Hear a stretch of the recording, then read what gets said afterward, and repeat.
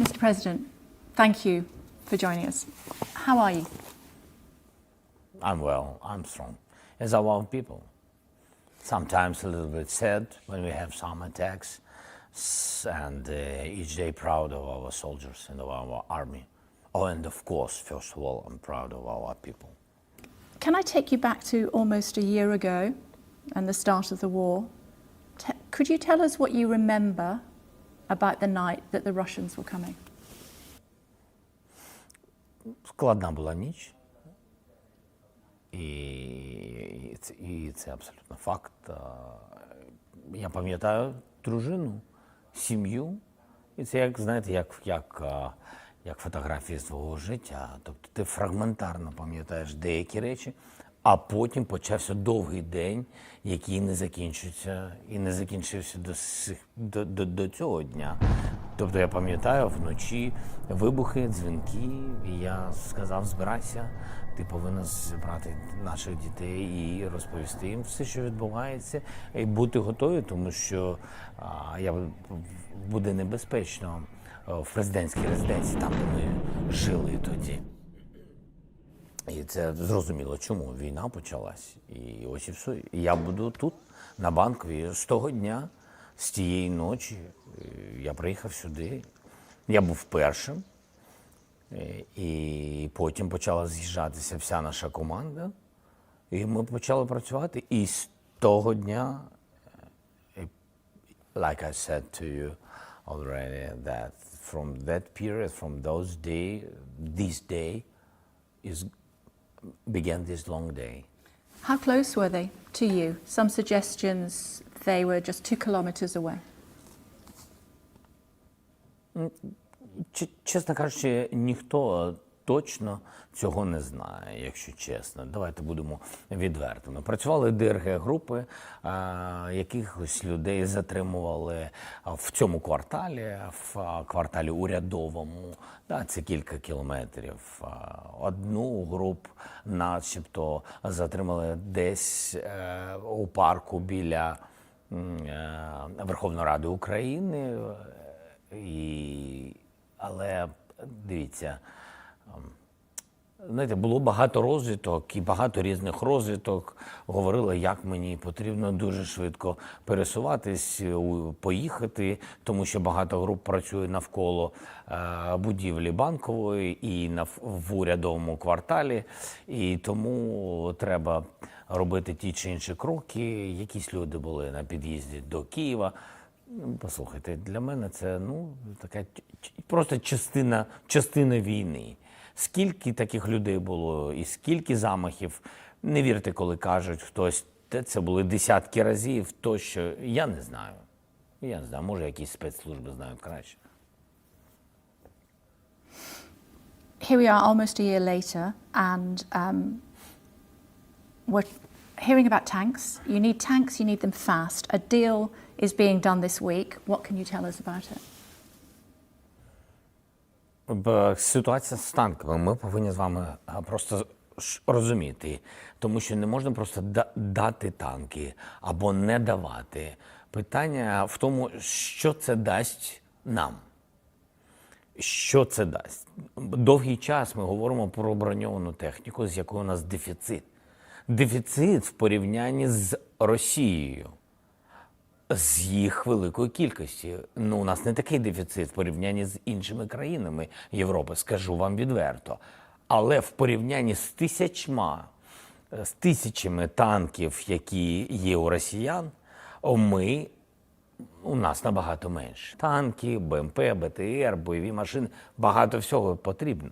І тому нам це потрібно зараз і відповідна кількість. Немає сенсу сказати, щоб якась провідна держава сказала: ми даємо Україні танки, ми їх підтримуємо, ось вам 5 танків. Що нам з ними робити? Ми не можемо комплектувати наші війська. Ми не можемо відправляти на навчання заради 5 танків, тому що це танки іншої компанії, іншої держави. Як ми потім будемо ремонтувати ці 5 танків? Для цього потрібно ремонтний хаб, тобто facilities. Да? І тому це не підходить. Тому проти 1000 танків Росії, ви повинні зрозуміти, ми паралельно будуємо якусь кількість танків. Ми ремонтуємо свої танки. Я не готовий говорити про це дуже детально, тому що вони б'ють по нашим тим чи іншим логістичним центрам. Ви розумієте мене прекрасно. Тому нам потрібно зараз 300-500 танків. І ось чому я так до цього відношу. Танки потрібні для наступальних дій по нашій землі, на нашій землі. Броньована техніка потрібна, щоб захистити наших людей. Ну, But tanks are coming. Abram tanks are coming from the United States. And finally, Leopard 2 tanks are coming from Europe. You must be relieved. Ще ні. Щойно. Шольц? Тільки що? Ну, у мене з Шольцем буде розмова. Ось зараз прес-секретар сказав, що щойно Шольц, канцлер Шольц, підтвердив, що дасть леопарди. У мене зустріч одразу з ним розмова по телефону одразу після нашого інтерв'ю. Я дуже радий, хочу подякувати Німеччині. Я дякую Британії і дякую Сполученим Штатам Америки за те, що вони прийняли такі рішення. Але я вдячний в цілому світу за підтримку України.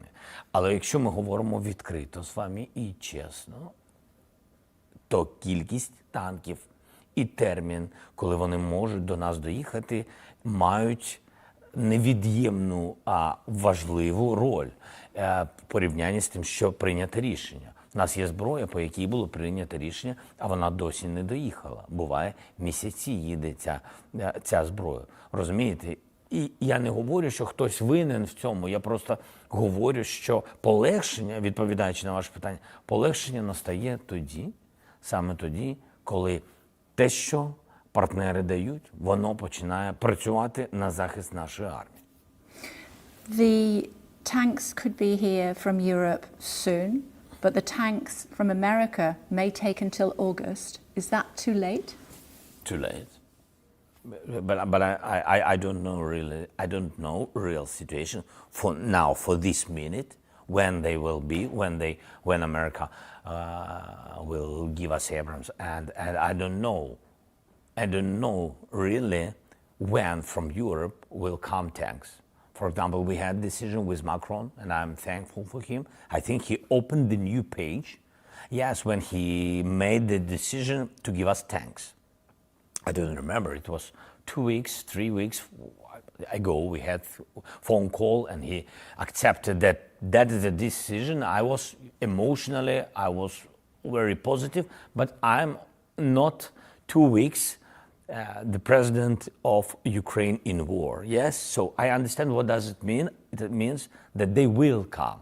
And still, we didn't get them, of course, because training missions and it's a, you know, that's why, who knows when the tanks, for example, Leopard 2, will be in Ukraine. Who knows it? Nobody knows. For today, of course, we'll know in some, days, in some weeks, but totally, that is the big problem. Do you understand Germany's reluctance up till now to let you have Leopard tanks? Ну, я думаю, що Німеччина емоційно, незважаючи на те, що вона зробила багато кроків щодо зміни своєї політики по відношенню до України, а це значить, що вона змінила політику по відношенню до Росії або до Кремля в цілому. І вона почала з Air Defense системи, і я їм дуже вдячен. Це був прорив для нас. І багато різної іншої техніки.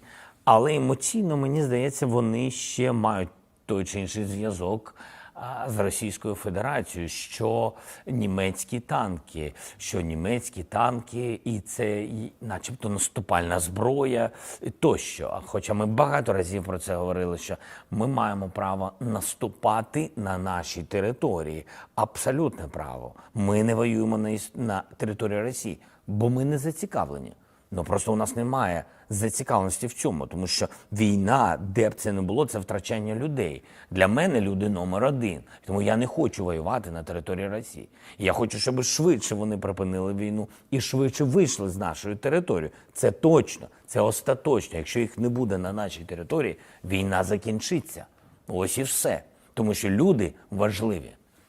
Is it fair to say? І тому німці, I'm sorry, тому німці вагаються, що це наступальна зброя. Вагатись не треба, не потрібно, і не потрібно цього боятись. Але тут є ще раз той нюанс. Якщо ти вирішив надати вже нам танки, я тобі вдячен.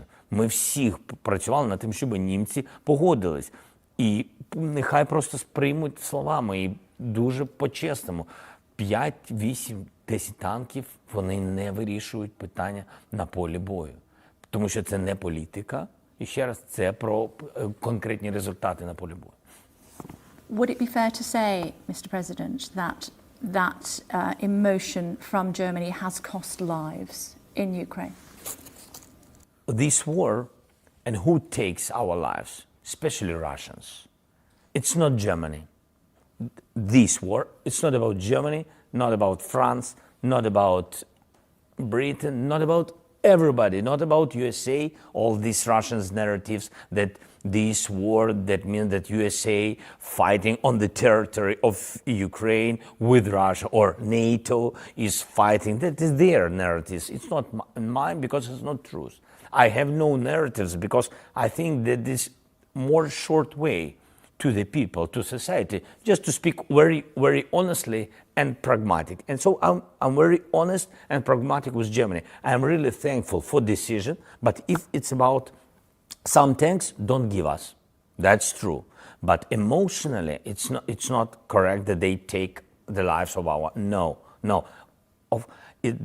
The opposite thing, I don't know if it's right in English, I'm very sorry, and that's why, so I think that they support Ukrainians. So many people of our, it's a pity because of this war, a lot of our refugees are now in Germany and they help them, so that is important. Mr. President, there's talk of a Russian surge coming soon. When do you think that might be, and how prepared are you? Ми бачимо 6 днів вже посилення як на півдні нашої держави, Запорізький регіон, так само і на сході нашої держави. Ми це бачимо. Ми це бачимо і на Лиманському напрямку, ми це бачимо на лінії Харківської області і Луганській, і ми це бачимо в Бахмуті вже давно, і там ми бачимо Вугледарський напрямок. Тобто, дивіться, ми бачимо кілька днів накопичення і більш потужні удари і наступи. Вони накопичують, вони продовжують це робити. Може бути кілька хвиль, і це правда, наступальних дій, залежить від міцності нашої, залежить від того, наскільки ми спроможні стримувати такі речі. І ви повинні розуміти, як це відбувається. Ми ж не просто стримуємо. Вони йдуть, наприклад, на Сході, вони втрачають велику кількість людей. Ну, просто неосяжно. Їм все одно. Ну, тобто вони не рахують людей. Факт. Ми рахуємо їх людей. І то у нас немає прям точних цифр, скільки їх загинуло більше. Але тих, кого ми реально бачимо і рахуємо, ми вже бачимо, і там тисячі людей. І вони їх просто кидають і кидають, кидають і кидають. Ось що ми бачимо. Тому наступ у них спроможний з будь-якого напрямку, це правда. Просто в деяких напрямках вони будуть використовувати більше людей. Як результат, буде більше трупів. I was very privileged to meet your wife recently when she came to London, and when we were talking, there was an air raid siren next to your son's school. She was obviously very anxious. When that happens, she's a mother, she's not the wife of the president, and you're a father, not just the president leading your country in war. War rips families apart. A lot of young Russian boys are being sent to their deaths as cannon fodder. What's your message to their parents? Ви знаєте, мені здається, що про це можна довго говорити. І я дуже намагаюся дуже часто в своїх зверненнях вечірніх, знаючи картину, що, наприклад, 500 людей ворога сьогодні було вбито. І це молоді люди. І я дуже намагаюся часто давати сигнали, і вони були абсолютно різні. Спочатку я дійсно не розумів, я звертався до батьків, я розмовляв з ними російською мовою. Я їм говорив, не відправляйте своїх дітей, я вам говорю як батько. Невже вам не жалко?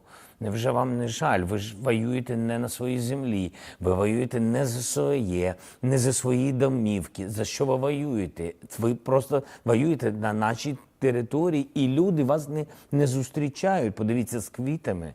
Все це брехня, вас ніхто тут не чекає. Люди вас зустрічають зі зброєю. Як можна відпустити дитину, розуміючи, що вона загине, забираючи чуже? Тобто ви, відпускаючи свою дитину, ви вже робите з неї злодія. І це злодійство. І це вбивство. Це не захист, не самозахист. Це вбивство. Спеціально направлене вбивство. І за це все прийдеться відповідати. І якщо будуть в полоні, одна відповідальність, або буде відповідальність перед Богом в будь-якому випадку. Але вони залишаються молодими на цій землі через амбіції президента Путіна. Однієї людини. I do want to ask you a little bit more about your family. Yeah. I also want to ask you about your relationship with Boris Johnson. But before that, may I ask you about peace talks, Mr. President? Under what circumstances would you consider peace negotiations? Ви знаєте, і на сьогодні мирних переговорів з Росією немає, тому що ви, напевно, правильно зараз сформулювали мирні переговори з Росією, тому що ми не розуміємо, хто це, з ким вести перемовини, про що перемовини, які перемовини. Вони на сьогодні злодії, які прийшли і вбивали, гвалтували, ось що вони робили. Вони не хочуть ніяких розмов, і це було до початку вторгнення. Президент Путін вирішив це. Я впевнений в цьому, що Україна – це перший крок на його шляху. Я впевнений, що він займається саме великою війною. І те, що весь світ сьогодні допомагає Україні, а він думає не про це. Він думає, зараз не виходить в Україні, але ми почекаємо, світ не буде об'єднаний, всі втомляться, а я піду далі. Але після України будуть далі, будуть інші держави, якщо ми не зможемо стримати. Я вважаю, що ми зможемо, нам допоможуть, і ми їх переможемо. Я вважаю, що він в іншому інформаційному полі живе і не зовсім розуміє, що відбувається у нас на полі бою. Ось що я вважаю відбувається. Тому і роки до цього він не хотів ніяких перемовин. Він просто, вибачте, морочив голову, як це сказати. Йому вони не потрібні, бо він не хоче миру. Він може затягувати процеси. Вони робили меседжі щодо перемовин тільки в ті часи, і у нас в цьому є доказ, коли їм потрібно було на полі бою перегруповання, коли вони несли великі втрати і говорили, ми хочемо миру. Це брехня. Ми бачили, як вони говорили, хочемо миру. І в ніч в цього сигналу, і в ніч вони робили атаки ракетами. І це докази. І вони всі є, і все це зафіксовано. Тобто у нього немає цілі. Якщо у російської сторони немає цілі, то для чого говорити, в принципі, про будь-який діалог? І друге, це у нього немає цілі. Ми будемо вірити, що коли Росія відійде на свою територію, вони визнають свої великі помилки, і це будуть інші люди при владі Російської Федерації. Ми сусіди. І тоді нам прийдеться розбиратися з цією ситуацією. Тоді, напевно, це буде можливо. If you can't sleep at night and are alone with your thoughts, do you ever wonder what might happen if you were in a room alone with President Putin? Would that help at all to resolve this war?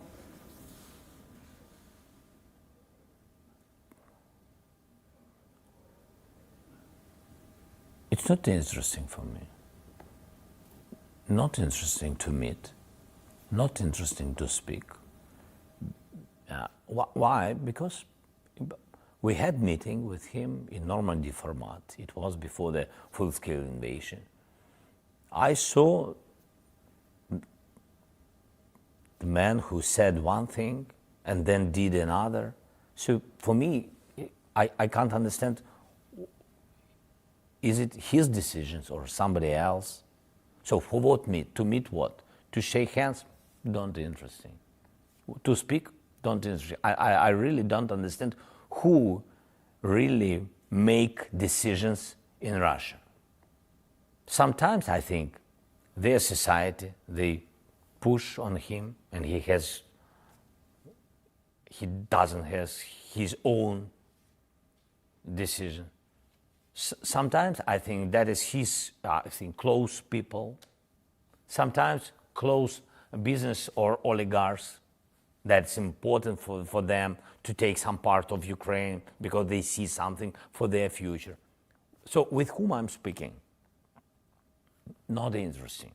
From the moment I was interested in, after 2014, when they occupied our territory and occupied Donbass, I was interested in, when I became the president, to see him, to meet with him, to have decisions, to deoccupy our territory by diplomacy. I was interested in. I met with him, and after that I made, tens, 100 phone calls to different leaders, like I did this time. But only the difference that I made the phone calls and said that it was before full-scale invasion. I said, the dangerous situation. He doesn't want to speak. I can't understand. Please make some meetings. Let's make diplomacy steps. Nobody. I made calls to Moscow, and I couldn't understand why they don't speak. Is it too late now? Too late? Not interesting. Who is he now? After full-scale invasion, for me, he's nobody. Nobody. No decisions with him. Not interesting. Somebody who is a somebody to you is Boris Johnson. Would you like to see him have an official public role as a UK envoy to Ukraine? Embassy. He will be ambassador from Britain in Ukraine. With pleasure. With pleasure. He's a good guy, and I'm not sure that he's ready for such status because. No, but who knows? I mean that with pleasure, really. How would you feel if he ran again to be Prime Minister? Would he get your support? I think that it's not correct to me to support Johnson to be a Prime Minister when Rishi is Prime Minister. Is not correct. I'm sorry. I mean, totally, the policy, you have to understand my opinion. It's really my opinion that the society and so support it and so support us. So I'm very thankful, and all my appreciation just to Britain and to your people, to society, to Great Britain, all the regions. Really, they made a lot, and really helped. And and it was by letting Johnson. And now, if we're speaking about now, we have good relations with Sunak. I think we had more long relations with Johnson because it was more long time, and of course, very difficult time at the first days of full-scale invasion. That's why I saw Johnson in different situations. I saw him not in war and then in full-scale war. That's why we have special relations. Talk to me about your family life.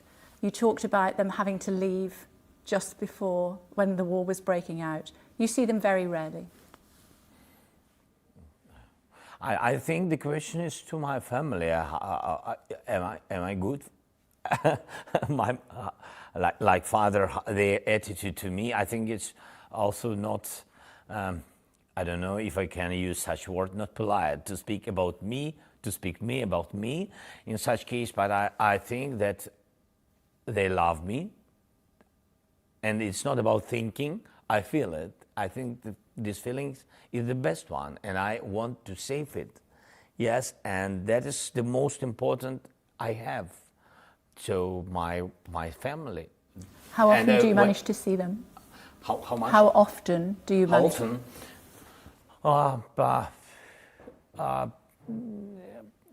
Often my wife than my children. It's a pity that I can see my children, once per. Now it's oftener than from the very beginning. Last 2-3 months we have once per 10 days. I can see my children 1 per 2 weeks. I see, have some food, have some talks, and I can see my daughter because she's a student from this year, and that's why I often see her than my son. He's a small guy. He's just young. He's just young. He's 10 years. Yeah. So What do you some talk days. about? Oh, I think I'm listening. He's talking. He's so good. He's so sweet, and he's 10 years, but he's thinking like a tragedy for all our families. I mean that through Ukraine, because all our children, adults, and all of them, they speak about war. They speak about when we will win. They know it exactly. It's better than they know, better than me, I think. When you will win the war? Yes, they will win tomorrow, and it's about our children. And they know everything, about what's going on. We need tanks. What the chancellor, he's waiting.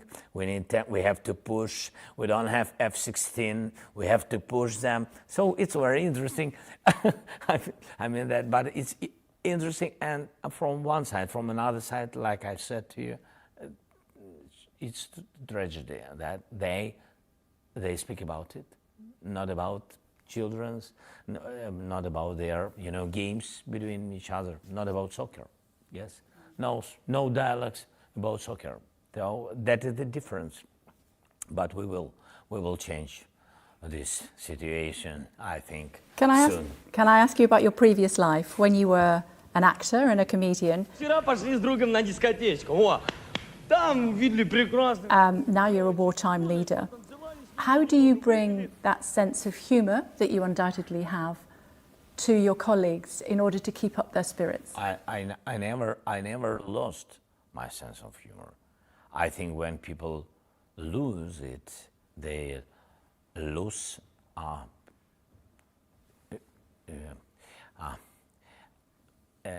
адекватність, як сказати. The state of mind, the sober state of mind, yeah. I think so. Yes, you have to concentrate and be very serious, not during months. You have to do it in very important moments, in very difficult decisions. You have to be clever, and you have to be adequate, and you have to be brave, because you are the leader. That's it. It's very important. It's not interesting what you feel. You have to do it, and you have to change. If you feel that you can't, you have to change very quickly. Not to run, stay, change, and make decisions. That is very important, and very important to make decisions quicker than enemy. That is very important. Not to think. It's not about philosophy or something like this. You have to make decisions. I think that is steps to the big victory. Small steps, small victorious steps, small steps each day. Each day you have to wake up and think what we'll do today to make this victory closer.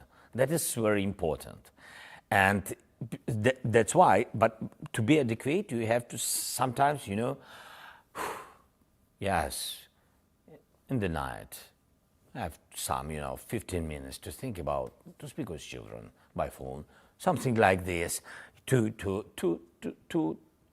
not without any crying, that it's so difficult and very huge to lead the country without all these things. It's not, I think you will find some people who will tell about you like in social media, etc. Yes, without them, without it. You have to be strong, and that's why humor, sense of humor shows when you can joke, sometimes, of course, shows that you are okay, that you are strong, that you control the situation. It's very important to control the situation. That's it. Nobody can make decisions without you, because then the result. So I mean that the result depends on you. Yeah. So that's why you have to concentrate, and humor makes you human. When was the last time you laughed? Was it my outfit? Oh, no, 1 second ago, I think. Last time? Yeah. Last time? Let me ask you this. It's your birthday today. Yes. Happy birthday. It's not funny. What would be I'm 45, it's not funny. what would be the best gift you could have? The best gift. I don't like, I mean that I had everything before my presidential time and before this war. And so I will not be surprised if we are speaking about some things, some some material things. It's not interesting. Yes.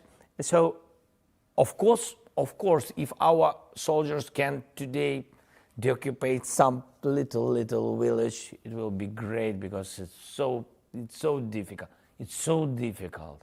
Like they go 100 meters, 500, 300, and then 300 back, and then 500 forward.